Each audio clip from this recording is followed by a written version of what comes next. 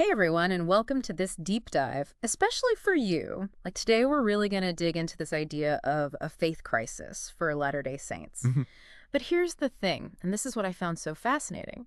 The source we're looking at today suggests this whole crisis thing. Yeah, It could actually be a really positive thing. right. Like not a faith failure at all, more like growing pains. Yeah, absolutely. Intrigued. Yeah, this deep dive really gets into this idea of positive adult development, Okay. which is just this super interesting concept that says, you know how as kids, the way we see the world, our faith included, it Yeah. kind of evolves in these stages. Oh, I like where you're going with this. So Yeah. just like a kid who thinks the moon's following them around, until they learn a bit more about, how the world actually works, you're saying our faith could go through similar shifts as we grow up. Exactly. And what's fascinating is, while Mormonism is all about lifelong growth and progress, Right.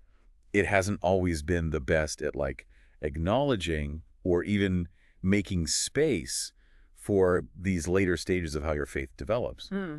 which might explain why some Latter-day Saints feel like they've hit a wall or something. That's really interesting Yeah. because it's like what they were saying in the source material. You can only grow so much in a small space, Yeah. right? Like Yeah. eventually you bump your head on the ceiling. You need a space that can actually fit you, even if it looks different than what you're used to. Exactly. Yeah, no, totally. And, this whole developmental ceiling thing the source talks about, that really got me thinking. It's such a powerful image, right? It is. And actually, the author tells this story about a woman who ended up leaving the church Oh, wow. because she felt like anytime she brought up questions or doubts, Yeah. people would just kind of judge her instead of trying to understand. Oof. Yeah, I can see that. And she loved her community and everything, but Right. she just felt like she needed a bigger space to actually grow, you know? Yeah, that must be so tough to feel torn between your community and your own personal journey. Yeah, It makes you wonder how many other people are dealing with those same feelings, but just not talking about it. absolutely. And, the author is very clear that this isn't about telling everyone to leave the church or anything like that. Right. It's more about recognizing that there are so many ways to be faithful, to connect with the divine. Right. And maybe, just maybe, Mormon culture would do well to open up a bit more to those different expressions of faith. So instead of saying you're either in or you're out, it's more about redrawing the boundaries to include a wider range of experiences, Yeah. right? Exactly. And that actually reminds me of one of the most fascinating parts of this whole thing, the way it talks about doubt. Oh, yeah. Because it almost seems counterintuitive, right? Yeah. But it's saying that doubt, instead of being the enemy of faith, it's Yeah. actually super important for building a more mature, more authentic faith. Exactly. Yeah. What if instead of being scared of doubt, we saw it as this catalyst for growth? Oh, I like that. A sign that you're ready to move beyond a surface level understanding of your faith and get into something deeper, Yeah. And that's where the source material brings up this idea of small f faith versus transcendent faith with a capital T and F. Can you unpack that a little? Sure. So small f faith is our current understanding of things, which, let's be honest, is always changing as we learn and grow. Right. You learn new stuff, your understanding changes. But then there's transcendent faith, and that's about that unshakable trust in something bigger than ourselves, in the divine, however we understand that. Okay. So one is based on specific beliefs we have right now, and the other is that bedrock trust that stays strong even when those beliefs shift and change. So it's you can question parts of your faith, even go through those really tough periods of doubt. Absolutely. But that core trust, that transcendent faith can still be there. Exactly. Mm. In fact, the source would argue that going through those tough questions, that's how that transcendent faith gets stronger. Wow. Like a muscle. Yeah? You got to work it out. Okay. I'm getting chills. That's such a good way to think about it.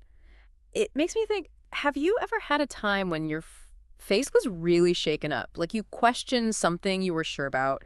It's funny you say that about faith being shaken up because the source mentions this thing about Joseph Smith and how he was always revising scripture. Yeah, it really makes you think twice about this whole idea that religious understanding is set in stone. Totally. Yeah. It's once we have the truth, that's it. Case closed. But that's not really how it works, is it? Not at all. And the source actually highlights that even Joseph Smith, the founding prophet of Mormonism, he was always revisiting and revising his understanding of Scripture. Wow. So he was open to new insights and revelations throughout his life. That's pretty huge. It is. And it takes a lot of humility, honestly, to admit that maybe we don't have all the answers, Yeah, That what we understand as truth can grow and change. absolutely. It's like saying, I'm still learning, which can be a really hard thing to do, even or maybe especially in a religious context. But it seems like that's key here. I think so. The source seems to be saying that this willingness to embrace doubt, to ask those tough questions, to be open to new ways of seeing things, that's really at the heart of being a lifelong learner, a lifelong seeker of truth. And that's something everyone can get behind, right? Not just Mormons. I mean, we all go through those phases of questioning and uncertainty. Totally. Yeah, it's universal. And this deep dive is kind of saying, instead of being afraid of those uncertain times, we can actually embrace them as opportunities for growth. So it's about shifting our perspective. Instead of seeing doubt as this big scary thing, it's a doorway to a more honest and fulfilling life where we're always learning and growing. I like that. And, that brings me to what I think is the most hopeful part of all this, the idea that even if you feel lost, like you're on the fringes of Mormonism, like the author himself did for a while, you still belong. There's a place for you. Yeah, exactly. There's this really strong message of compassion throughout the whole thing for the people going through these faith changes and for the people who want to understand and support them. It's more about building bridges than walls, right? Exactly. Creating a space for understanding and dialogue, even if you disagree. It's like, what if, instead of always asking, what do I believe? We started asking, what if what I understand right now is just one tiny piece of a much bigger puzzle? Yeah. What if we looked at our faith, doubts, and all with a bit more curiosity, more openness, always willing to learn and grow and uncover new layers of truth? That's a journey worth taking, wherever it leads. 100%. This has been such a great deep dive, so many things to think about. Thanks for joining us, everyone, and until next time, keep exploring.